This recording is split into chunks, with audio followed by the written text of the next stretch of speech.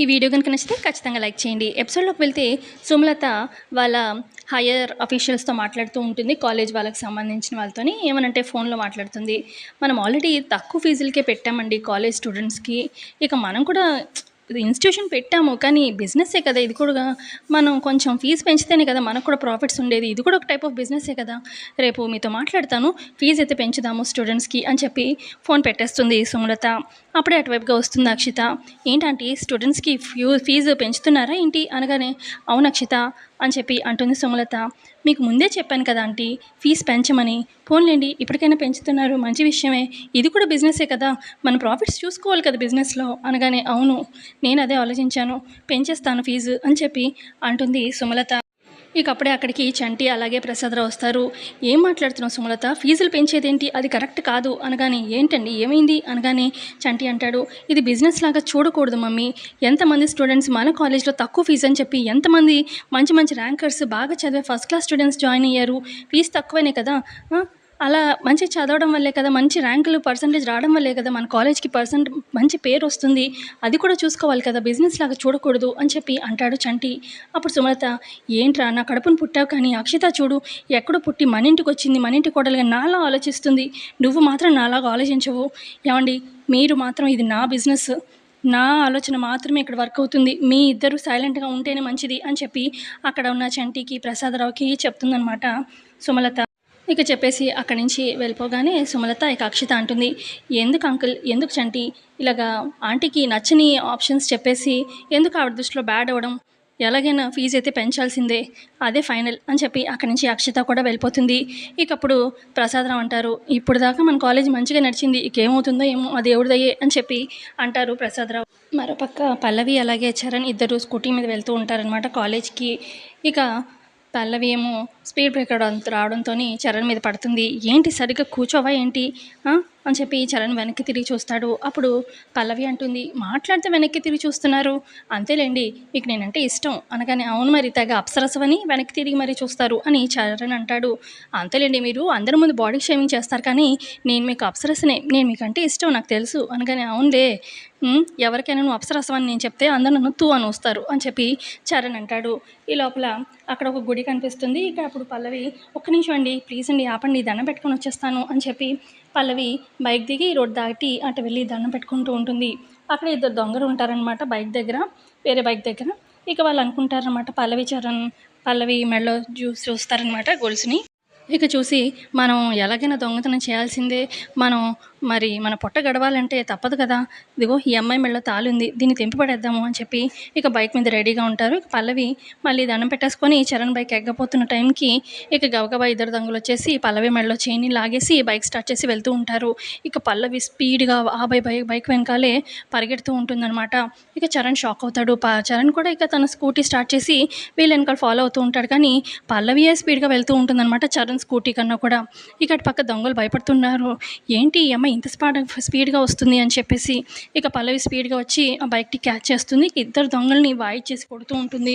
అక్క మమ్మల్ని వదిలే అక్క అని చెప్పి అనగానే, దొంగతనం చేయడం తప్పు కాదని తెలీదా మీకు, అక్క వదిలే అక్క ప్లీజ్ అక్క అని చెప్పేసి వాళ్ళు మొత్తానికి దెబ్బలు తినేసి పల్లవి చేతిలో అక్కడి నుంచి పారిపోయి వెళ్ళిపోతారు. ఇక చరణ్ వస్తాడనమాట స్కూటీ వేసుకొని. ఏంటి పల్లవి, నీ వెనకాల నేను స్కూటీ వస్తున్నా కూడా నేను నీ అంత ఫాస్ట్గా రాలేకపోయాను అనగానే, వాళ్ళు 100 స్పీడ్లో వెళ్తే నేను 200 స్పీడ్లో వెళ్తాను, వాళ్ళు నా తాళి మరి తెంపారు, మరి నేను ఊరుకుంటానా, అందుకే స్పీడ్గా వెళ్ళి పట్టుకున్నాను అని చెప్పి అనగానే ఇక చరణ్ షాకే చూస్తూ ఉంటాడనమాట పల్లవిని. ఇక పల్లవి మెడలో తాళిని వేసేసుకొని, మీరేం నడుపుతారులే కానీ నేను కాలేజ్కి నడుపుతాను అని చెప్పి పల్లవి స్కూటీ స్టార్ట్ చేసుకొని కాలేజ్కి బయలుదేరుతారు. మరో పక్క చరణ్ అలాగే ఇటు చంటి కాలేజ్కి వస్తారనమాట కార్లో.